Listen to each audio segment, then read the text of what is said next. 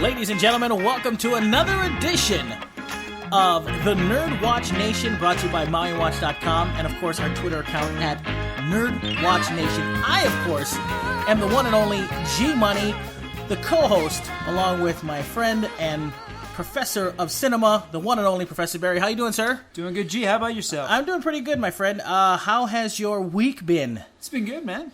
Anything exciting of note that we're not going to talk about on the show? Anything, in your life? Oh.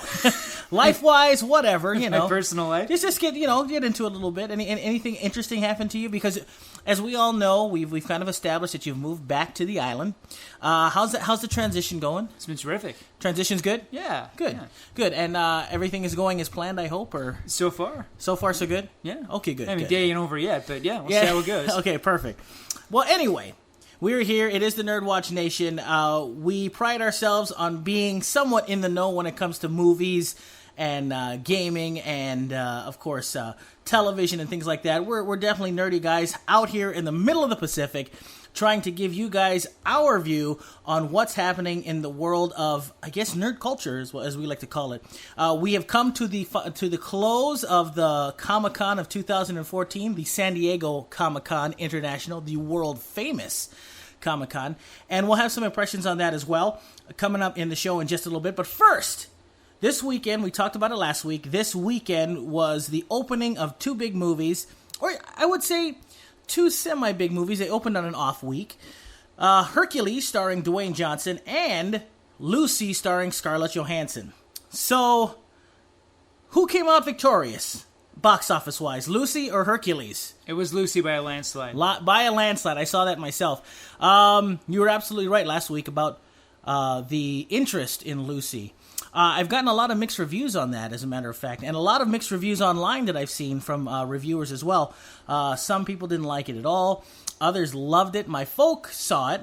My folks saw Lucy over in the mainland. They live in Oregon, and they saw it, and my dad said that he absolutely loved it. Cool. He thought it was fantastic.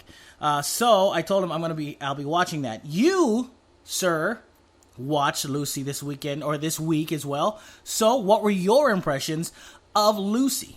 To use the easy, cheap critic hyperbole, I love Lucy. I thought this was a great movie. Nice, that's good. Great movie. I love that it is an absolutely fearless film. This movie is not concerned about things like logic. It is not concerned about the possibilities of the action genre. This movie simply just wants to entertain.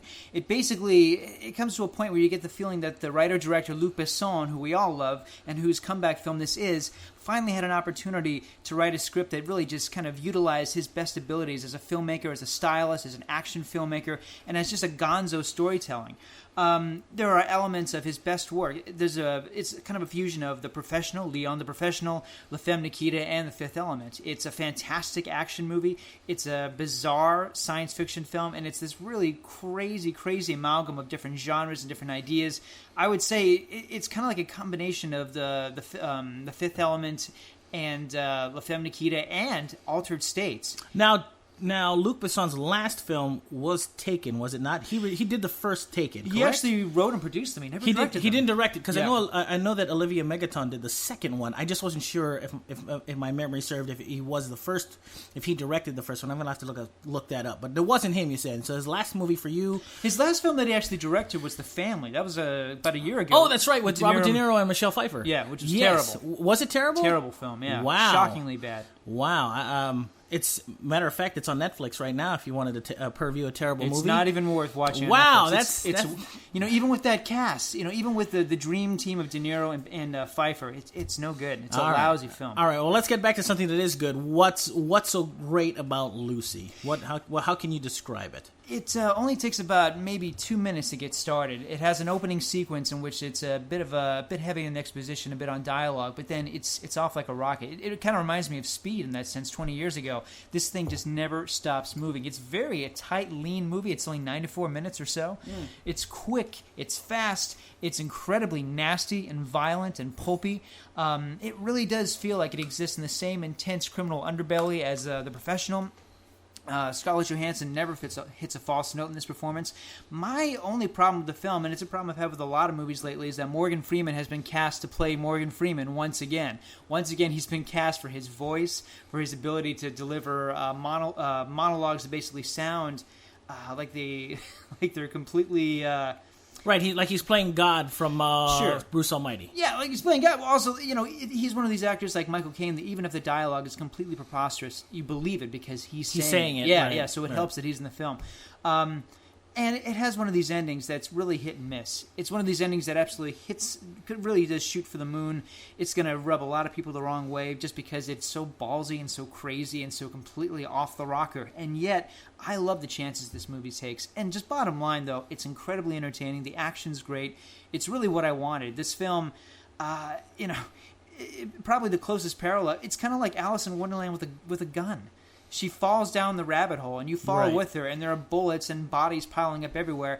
And this movie is as crazy as its initial concept. This movie is not afraid to take a lot of risks. Is it a tight film? I mean, yes. As far as time-wise? Oh, yeah. I mean, it goes by in a flash. It really does. Wow, okay. And they set it up for the inevitable sequel. I wouldn't mind seeing a sequel to this one. Now, what do you think, I mean, you've mentioned a couple of them, but what do you think is the main reason why... Currently, as of now, it seems like Hercules is getting better reviews than Lucy. What do you think is the maybe the sticking point for some critics and some people out there? Maybe just because they've seen Hercules before, in the sense that this is an old character and and obviously an old story. Despite what Brett Ratner and Dwayne Johnson bring to the film, inevitably we're talking about an older film that's been done before. There have been a lot of movies like Hercules, whereas Lucy really does feel like a return to form for this filmmaker who's been kind of coasting for a while. He's written a lot of really good action, really good to really great action films. Right. He's produced a choke load of films. But this is the first time he's really returned to kind of that magic he had back in the late 80s, early 90s when he was the next Spielberg, or the Spielberg of France. Right. So now, Luc Besson, Lucy, what would you give it? What would be your initial rating on this? On a scale of 1 to 5 stars, 5 being classic status, 1 being awful, I'd give it 4. I'd give it 4 out of 5 stars. I really would. So for a genre, it's pulpy enough, and you could almost would you consider it comic book-esque in its certainly delivery? But I would say it actually transcends that in a lot of ways. I feel like a lot of comic book movies, as much as I love comic book movies, I feel like a lot of them are kind of constrained by the need to tell an origin story, the need to establish a world, the need to be very neat and tidy.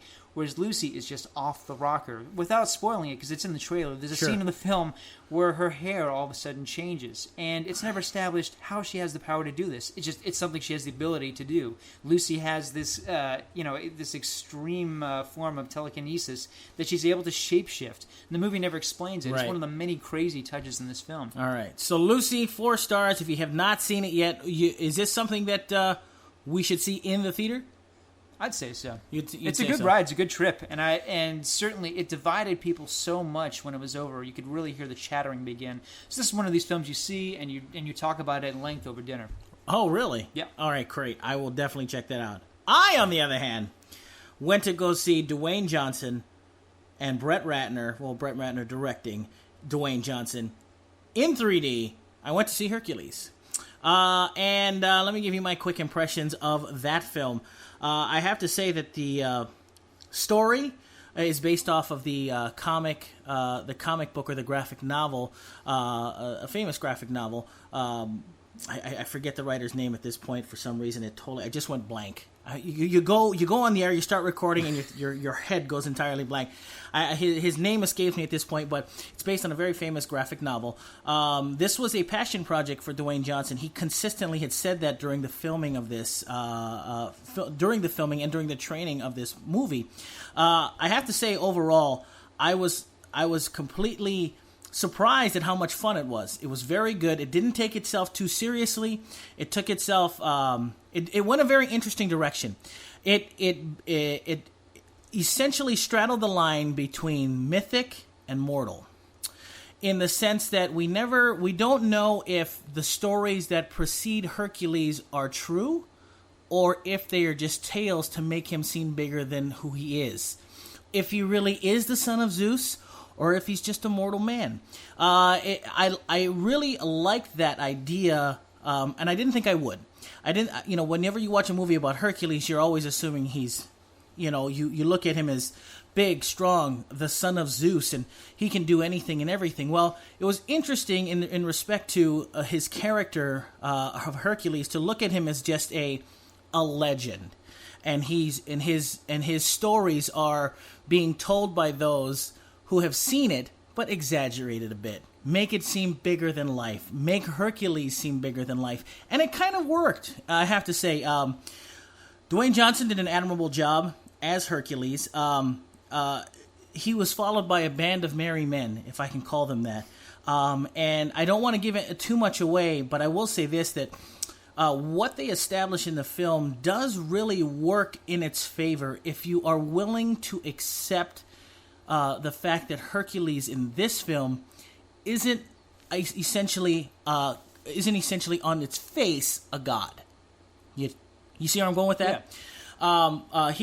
Dwayne Johnson does a great job. One of my favorite actors, who I think is very underused in everything, Rufus Sewell, the guy from Dark City. Yeah.